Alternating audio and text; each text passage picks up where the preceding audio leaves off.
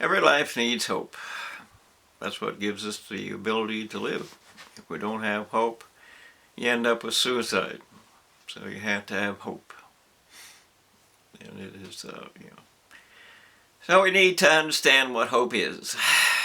And the reality of it is that hope is dependent upon love, because only love can make us happy. Therefore, we have to understand that relationships are very, very important, that respect is very important. To understand that life is a miracle is important. To understand that this life is a gift is important. To accept only truth can decide.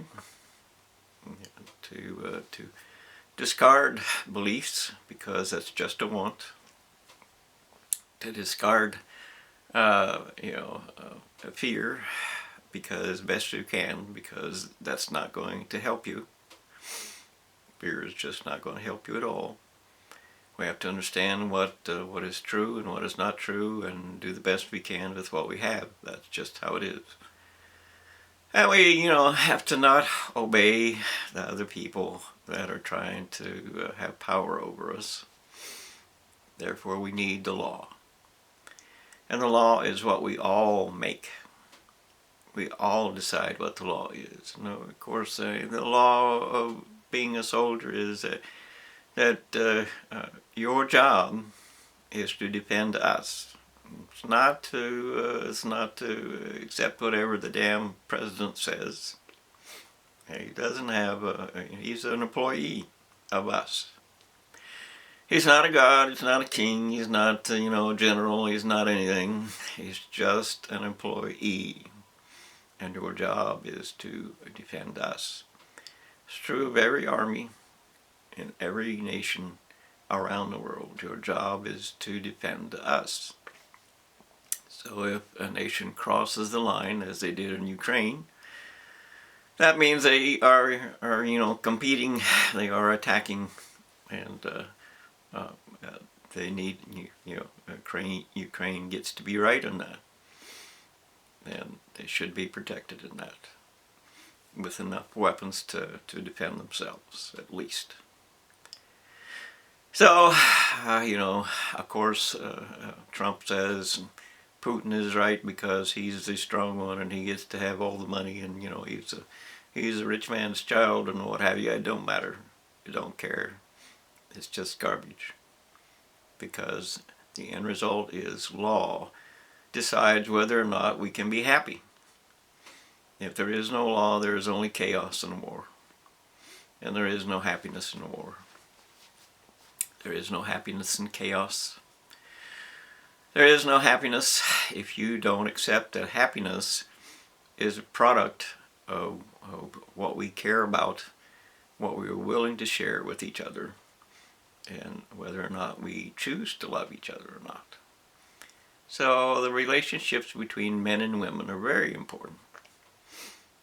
No, it's not a relationship between, regardless of that. The relationship between men and women is very important. And unfortunately that is taken by media to be destroyed and to denied and what have you, because they use it as a game. And of course everything that men do is about a game. And their games are, more to take from somebody what they want. Or basically it's just, yes I can and no you can't. That's all the games are. That's the game of, football, the game of money. I can take I can make you cry. I can take what I want from you. All of that. But, hope is in the law. It is that simple. And we cannot hire someone else to make the law for us. We cannot do that. As is the cost and the consequence of this United States. You hired people to make the laws, and they sold you out. And they didn't all sell you out because, every politician is not bad. Every politician is not a puppet, but the majority are. And the majority get elected with better plans than than most have. And the problem is that in order to do anything, you either have to declare bankruptcy or you have to, lie because the money is worthless. And we know it's worthless. And that's just the facts of life, because numbers are the biggest liars of all. But anyway, we're back to hope. We must have hope. And if we do the best we can, I really truly believe that we can survive as a world. If we don't do the best we can, we will not survive as a world. It's just that simple. And of course, hope would be included in when Trump takes his oath of office, which is to defend and protect the United States, the people of the United States, the children, and so on. That means that he's committed to the sworn oath that he will do that. And so a redress of grievances trial means that he will do that. And there isn't any excuse for him not to do that. He has to do that. Trial makes him do that. And it takes away from him the power to spend money that we don't have. And it takes away the power to use the troops and what have you that we don't have. And it takes away the power to use policing in ways that you're not supposed to use them. And then we end up with corruption of the courts. And that, of course, is due to university diplomas who are and do control the court. And of course the court is corrupt in a tragic place that lies to itself about what it is. It is a place that protects the power. It's not a place that protects democracy. Democracy is on its deathbed. Communism rules this nation. And communism means that only the few decide everything. And of course that's what the university does. Only the few decide everything. They are the expert. Ask any courtroom in the land. They all tell you you can't question the university. The university is God. Simple as that. But of course they're not God. They're just former classmates. And their expertise is not valid or true or whatever it is unless the evidence supports it. And of course the evidence does not support most of that. But nonetheless, our lives are dependent upon nature. Our lives, our bodies, everything that we hold dear, everything that is important to us, everything that is valuable to us, everything that gives you the hope of using your hands, the hope of seeing something, the hope of touching something, everything is dependent upon nature. And of course the universities, in playing God, have mutilated nature, and they intend to mutilate nature. And they've even created machines that are now automated to mutilate nature and change DNA. And of course their vaccines are mutilating nature as well. I don't trust a single vaccine that's past the 1970s or so. The ones that were previous to that were built upon by nature. We understood and used nature to define what was of value or not. But everything beyond the 70s or so, or particularly whenever it is that genetics took over, they just lie to themselves. I prefer to think of everything that the university does or says is a lie, because that's more true than not. And you need to understand that in order to find what is true. Whether or not they are actually finding something is dependent upon what it does for us. And what it does against us and the cost of being wrong. And the biggest tragedy of all is, of course, the university is the biggest tragedy of all, but they really represent Satan. And Satan is just a word that describes those who destroy the world. And of course, the university is those who destroy the world. We have poisons everywhere. We have weapons of mass destruction everywhere. We have, overpopulation, which they contributed to. We have everything. But of course, it's all dependent on your acceptance of their choices. And you chose not to know what was going on. You wanted to say, I'm innocent. But of course, you're not innocent. If you walk away, you're not innocent. If you hide from the truth, you're not innocent.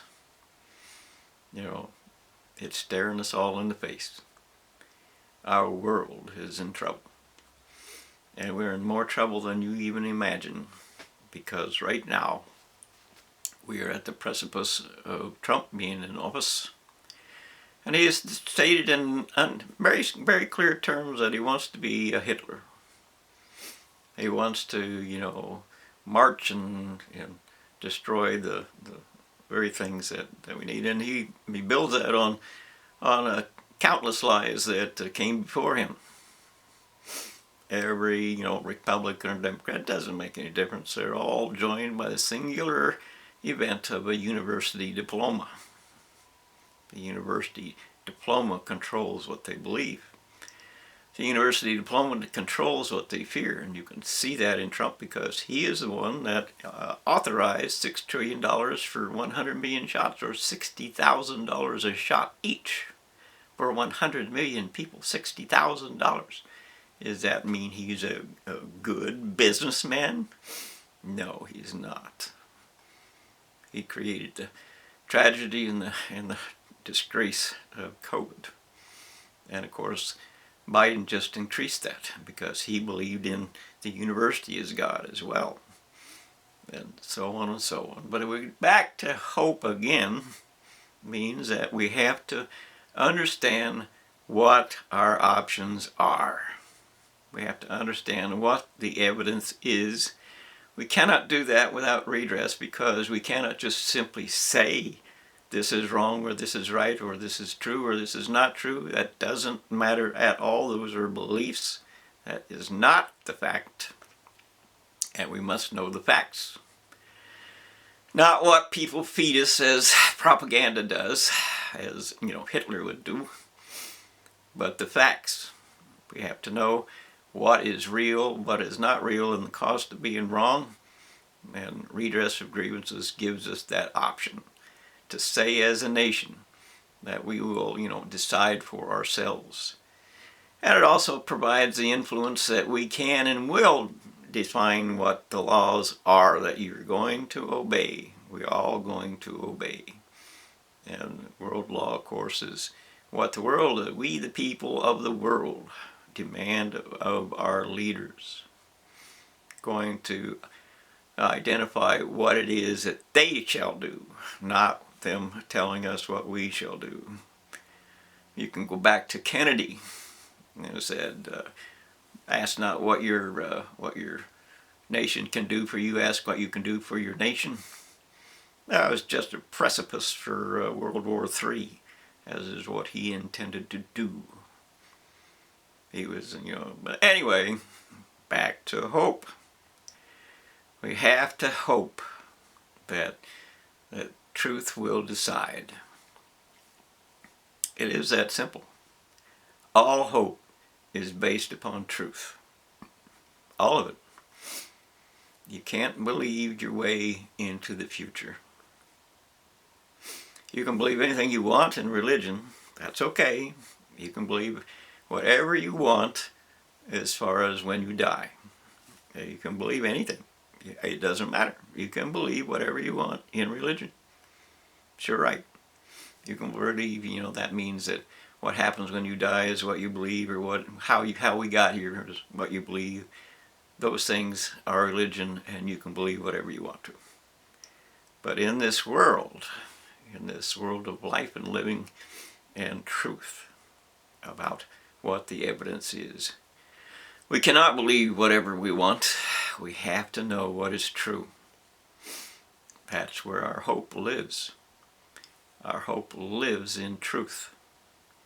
So we need to go to redress our grievances, and we need to call for the evidence, and we need to present it to the world, And we need to identify what is and is not true, so that we can understand what our decisions are and what the consequences of avoiding those decisions will be. We have to do that. We have to do that. Or there is no hope, because you take a look around you, global warming, toxic waste everywhere, overpopulation everywhere, no water, no food, no nothing. Just hell coming. Because that's what you chose. Hell is coming because that is what you chose. And that is, humanity trampling over the entire earth without any option to survive. Only weapons of mass destruction. And nobody will survive them. It will be an extinct world. Just try to find a mind.